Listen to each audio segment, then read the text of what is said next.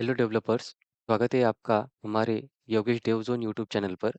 तो फ्रेंड्स, आज के वीडियो में हम सीखेंगे कि सी शार्प प्रोग्रामिंग के अंदर डेटा टाइप क्या होते हैं और उसे हम प्रोग्राम में क्यों और कब यूज़ करते हैं। तो दोस्तों, अगर आप फ्रेशर स्टूडेंट हो या आप इंटरव्यू के लिए प्रिपरेशन कर रहे हो, तो दोस्तों आज का वीडियो आपके लिए बहुत इंपॉर्टेंट होने वाला है। तो फ्रेंड्स, वीडियो को स्टार्ट करने से पहले आप सभी को दिल से रिक्वेस्ट है कि हमारे चैनल को सब्सक्राइब करना ना भूलें। तो चलिए वीडियो को स्टार्ट करते हैं।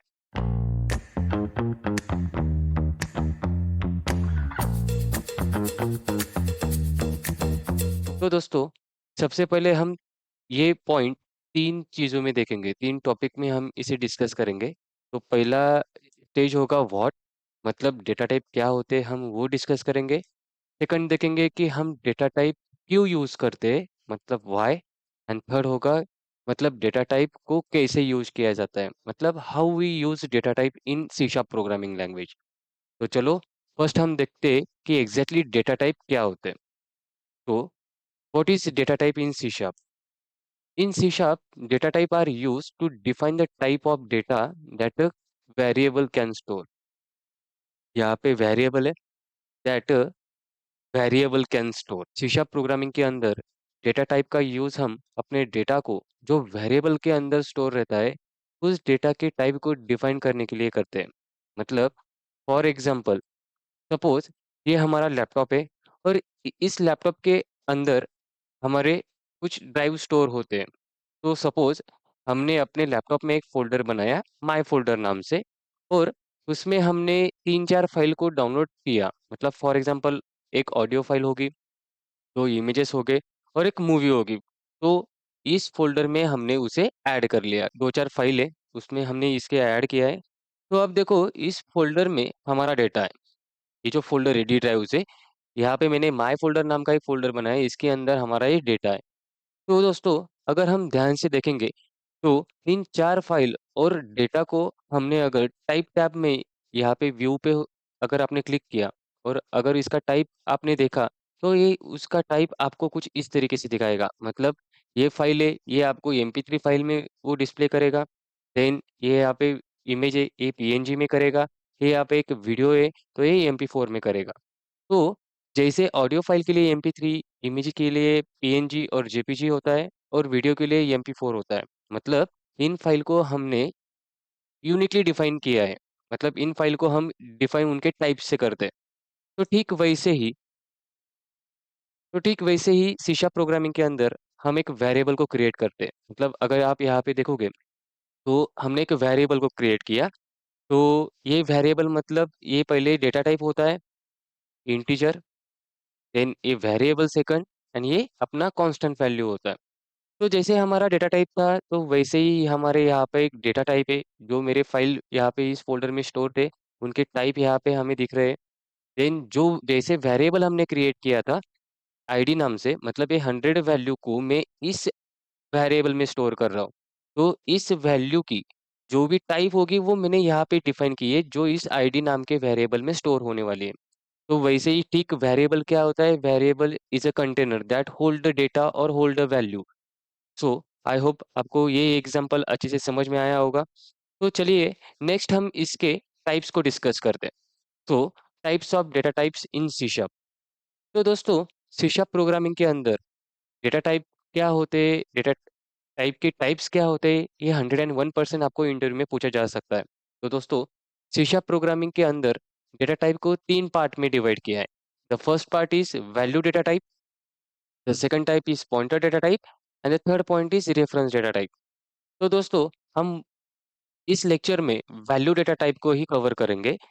तो चलिए हम वैल्यू डेटा टाइप क्या होता है, उसके अंदर क्या-क्या पॉइंट है, वो हम डिस्कस करते हैं। तो दोस्तों, वैल्यू डेटा टाइप में क्या होता है कि वैल्यू डेटा टाइप को और 2 पार्ट में डिवाइड किया है।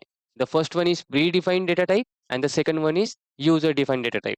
अभी प्री डिफाइंड डेटा टाइप क्या होता है? प्री डिफाइंड डेटा टाइप मतलब बिल्ट इन डेटा टाइप। मतलब जो डेटा टाइप पहले से ही बनाए हैं। जब सी शार्प प्रोग्रामिंग लैंग्वेज को क्रिएट किया गया था, तो उसमें प्री डिफाइंड डेटा टाइप को उन्होंने ऐड किया है। तो प्री डिफाइंड डेटा टाइप ऐसे होते हैं कि जिनकी वैल्यू को हम चेंज नहीं कर सकते और जिनकी जो साइज़ होती है उनको हम चेंज नहीं कर सकते। सो प्री डिफाइंड डेटा टाइप में उसके अंदर आते हैं इंटीजर, बूलियन, फ्लोट, कैरेक्टर, आपका शॉर्ट, लॉन्ग, डबल, ये होते हैं हमारे प्री डिफाइंड डेटा टाइप। तो वैल्यू डेटा टाइप क्या होता है? The data type which is store the value directly in the memory is called value data type. तो दोस्तों, इन तीनों टाइप को अगर आप ध्यान से देखोगे, तो यहाँ पे ये जो प्रोग्रामर डिफाइंड डेटा टाइप है, इसका मीनिंग क्या है कि यूजर डिफाइंड डेटा टाइप, कि यूजर एक इनम क्रिएट करता है, एक स्ट्रक्चर क्रिएट करता है, तो एक्सेट्रा। तो गाइस, अगर हमने एक इमेज यहाँ पे डिस्कस किया, तो ये जो वैल्यू डेटा टाइप है, ये वैल्यू डेटा टाइप 2 पार्ट में डिवाइड किया जाता है। मतलब पहला पार्ट ये साइन, और दूसरा पार्ट होता है हमारा अनसाइंड डेटा टाइप। तो साइन डेटा टाइप को हम डिफाइन करते हैं यस से। जैसे फॉर एग्जांपल ये जो बाइट है, इसके आगे साइन लिखा है, यस मतलब साइन, तो वहाँ पे उसकी एक रेंज है। तो साइन बाइट की यहाँ पे रेंज है -128 to positive side 127। Then byte की यहाँ पे रेंज है 0 टू 255।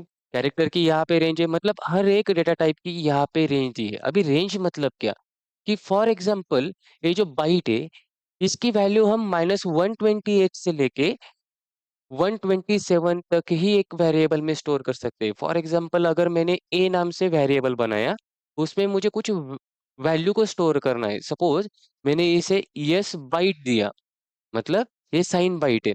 तो यहाँ पे मैं -128 से लेके माइनस 128 से लेके 127 तक ही रेंज के नंबर इसमें स्टोर कर सकता हूँ। मतलब फॉर एग्जांपल अगर मैंने यहाँ पे 1 डिफाइन किया, तो दिस इज़ राइट। लेकिन हमने यहाँ पे 128 अगर लिखा, इसमें स्टोर करने का हमने ट्राई किया, तो ये हमें कंपाइल टाइम एरर देता है। अभी कंपाइल टाइम एरर क्या होता है, वो हम बाद में डिस्कस करेंगे। तो दोस्तों, अब हम देखेंगे कि एग्ज़ैक्टली साइन डेटा टाइप क्या होता है और अनसाइन डेटा टाइप क्या होता है। तो साइन डेटा टाइप मतलब ऐसे डेटा टाइप जो पॉजिटिव एंड नेगेटिव नंबर को क्या करता है, रिप्रेजेंट करता है। मतलब अगर फॉर एग्जांपल यहाँ पे इंटीजर है, ये अगर साइन होगा, तो इसमें हम पॉजिटिव नंबर भी स्टोर कर सकते हैं और नेगेटिव नंबर भी स्टोर कर सकते हैं।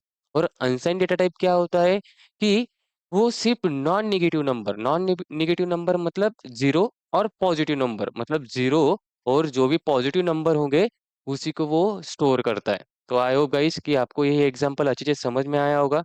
तो चलिए, हम एक छोटा-सा प्रैक्टिकल करके देखते हैं कि exactly sine theta type, अनसाइन data type और डेटा टाइप्स के जो प्री डिफाइंड टाइप्स है, उसकी रेंज भी हम उसमें डिफाइन करते हैं। सो मैंने आपके लिए एक कोड पहले से ही लिख के रखा है। अगर आपको एक कोड करना होगा तो सिंपल, प्रीवियस लेक्चर में हमने देखा था कि हम एक क्लास क्रिएट कैसे करते हैं। क्लास को क्रिएट करने के लिए आपको सिंपली यहाँ पे जो राइट साइड में दिखाई दे रहा होगा, माय डेमो प्रोग्राम। तो इस डेमो प्रोग्राम में आपको राइट क्लिक करना है। राइट क्लिक करने के बाद आप यहाँ पे ऐड पे जाके आप यहाँ पे क्लास ऐड कर सकते हो। क्लास ऐड करने के बाद आपको एक मेन मेथड दिखाई दे रही होगी, तो आप इस मेन मेथड को पब्लिक भी कर सकते हो। Public static void main. Then इसके अंदर हमारा होता है स्ट्रिंग अरे आर्गुमेंट, जो आर्गुमेंट एक्सेप्ट करता है अरे टाइप में, स्ट्रिंग अरे आर्गुमेंट्स। देन यहाँ पे देखो, यहाँ पे अगर आप गौर करोगे, तो मैंने एक वेरिएबल बनाया है। दिस इज़ अ वेरिएबल, और इस वेरिएबल के अंदर मैंने 255 नाम की वैल्यू को स्टोर किया है। ये रेंज यहाँ पे दिखाई दी है कि अगर मेरे पास बाइट नाम का डेटा टाइप होगा, तो उसकी रेंज मतलब हम उसके अंदर, इस वेरिएबल के अंदर हम 0 से लेके 255 तक की रेंज और वैल्यू उसमें स्टोर कर सकते हैं। फॉर एग्जांपल, इसमें मैंने 256 अगर स्टोर करने का ट्राई किया, then it will give an error. ये बोलेगा कि आप इसको बाइट में स्टोर नहीं कर सकते। तो क्योंकि इसकी रेंज, बाइट की प्री डिफाइंड रेंज ही क्या है, 0 से लेके 255।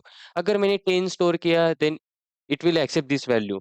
लेकिन हमने यहाँ पे नेगेटिव नंबर अगर स्टोर किया, तो ये हमें एरर देगा। ये हमें क्या बोलेगा कि जैसे हमने साइन डेटा टाइप देखा था, अनसाइन डेटा टाइप देखा था, तो बाइट यहाँ पे क्या है, यहाँ पे ये अनसाइन डेटा टाइप है। अनसाइन मतलब वो सिर्फ पॉजिटिव नंबर को स्टोर करेगा, मतलब 0 से लेके वो स्टोर करेगा 255 तक।